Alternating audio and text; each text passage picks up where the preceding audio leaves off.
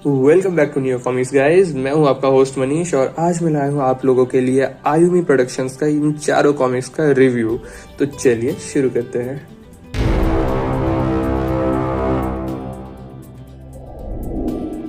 So guys पहले बात करते हैं काल के बारे में। सो ये है आपके सामने काल इशू 1 और इशू 2। और चलिए सबसे पहले इसके प्लॉट के बारे में थोड़ा बहुत डिस्कशन कर लेते हैं।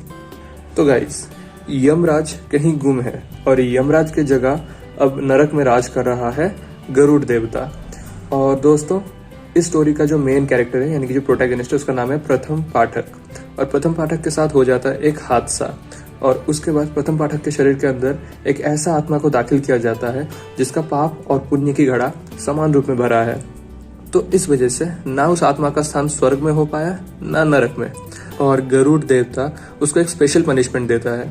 तो उस आत्मा को प्रथम पाठक के शरीर के अंदर दाखिल करके उसको भेजा जाता है धरती पर, और धरती पर उसको भेजा जाता है एक गरुड़ दूत के रूप में जिसका नाम है काल।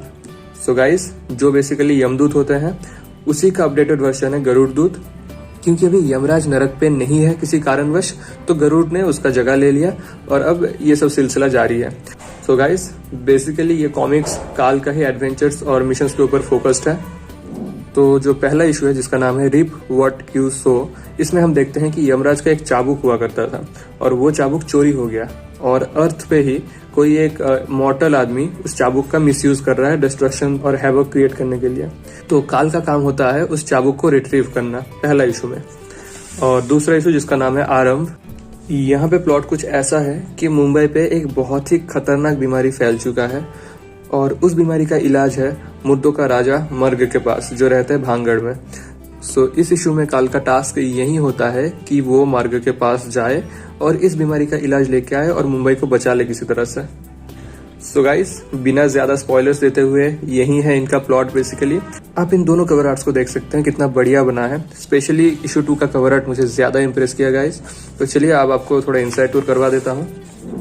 तो ये रहा काल का issue 1 reap what you sow. Pankaj Nayak ने इसका पेंसिलिंग्स वगैरह किए हैं and it looks really nice.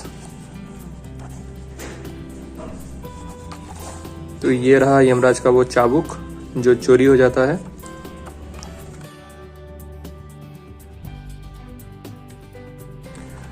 And this is basically a 2-in-1 issue.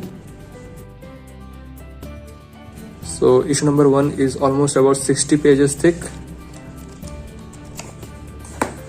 और ये है इशू 2। इशू 2 लगभग 50 पेजेस थिक है और इसमें पंकज नायक के साथ साथ ललित कुमार सिंह ने भी आर्ट वर्क किए हैं, जैसे कि ये पेजेस ललित जी बनाए हैं। पर्सनली जो पेजेस पंकज जी बनाए हैं वो सब मुझे ज्यादा बेटर लगा, बट स्टिल थोड़ा डिसकंटिन्यूअस फील होता है बिकॉज आर्टिस्ट चेंज होते रहते हैं कुछ पेजेस बाद। Otherwise the art work is pretty solid. हालांकि इशू नंबर 1 में प्रिंटिंग थोड़ा ज्यादा डीप होने के कारण कलर्स और जो डिटेल्स ये सब ज्यादा खुल के नहीं आ पा रहा था, बट इशू नंबर 2 में वो सब सुधार किया गया है and I think you can feel the difference. ये बहुत ज्यादा डार्क है ये। और गाइज नेक्स्ट हम लोग बात करेंगे आइटम धमाका के बारे में, बट उससे पहले एक डिस्क्लेमर। सो आइटम धमाका is basically a story about devas, asuras, drugs, dance birds and damsels creating a lot of distress. Definitely not your daddy's mythology. So guys, अगर आप बहुत ज्यादा सेंटिमेंटल है और सेंसिटिव है, so this book is not for you. क्योंकि item धमाका में इंद्रदेव का कुछ ऐसा पोर्ट्रेयल है जो आपका टिपिकल माइंडसेट को हर्ट कर सकता है। So yeah, be warned.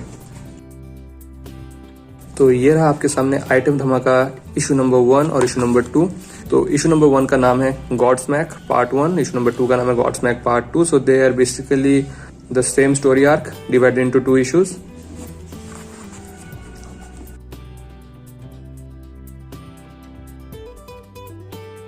सो कहानी का शुरू होता है इंद्र के सभा में, जहाँ पे आप देख सकते हैं कि बहुत सारे खूबसूरत अप्सराएं इंद्र के इर्द गिर्द घिरे हुए हैं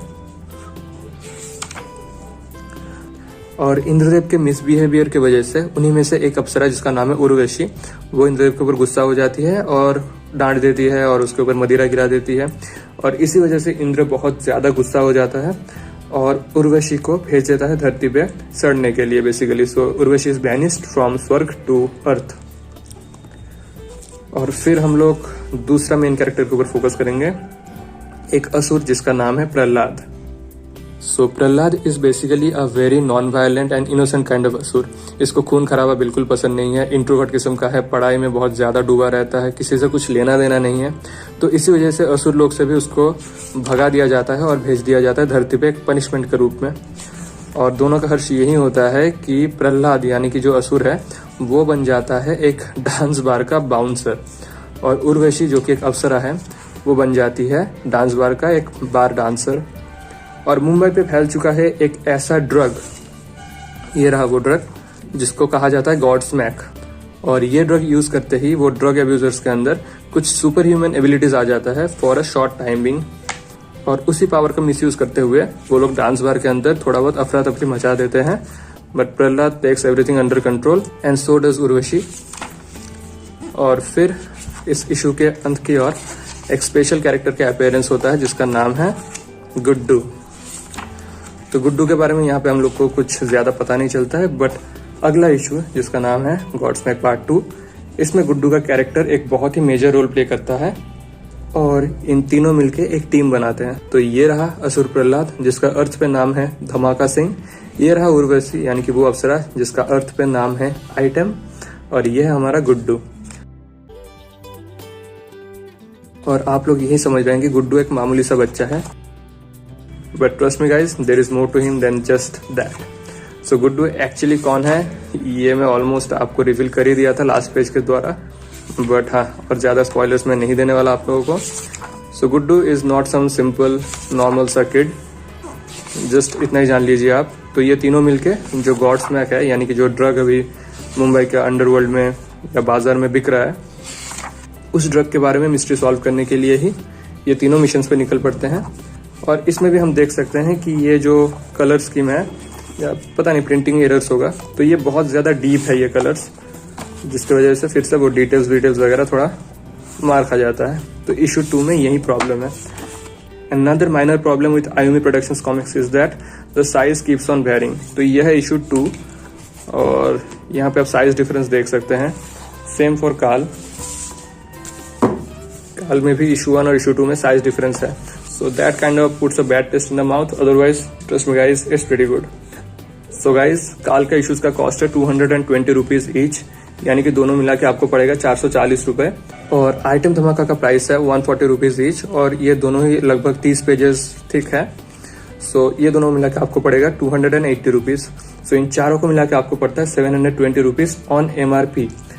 बट गाइज नीचे डिस्क्रिप्शन में मैं आयुम प्रोडक्शंस का फेसबुक लिंक दे चुका हूं, आप वहां पे जाकर डायरेक्टली मैसेज कर सकते हैं, डायरेक्टली पंकज जी से ये सब ऑर्डर कर सकते हैं। और क्रिसमस सीजन के चलते तहत आपको ये चारों कॉमिक्स मिल जाएंगे for 550 rupees including shipping. So I think that sounds great to you guys. So guys देर किस बात की, जल्द से जल्द ऑर्डर कीजिए और मुझे बताइए आप लोगों को कैसा लगा ये। With that being said guys, I'll wrap up the video here. Hope you liked it. Video को लाइक कीजिए, शेयर कीजिए, चैनल को सब्सक्राइब करना मत भूलिए। मिलते हैं अगले वीडियो में, तब तक के लिए टेक केयर, बाय बाय।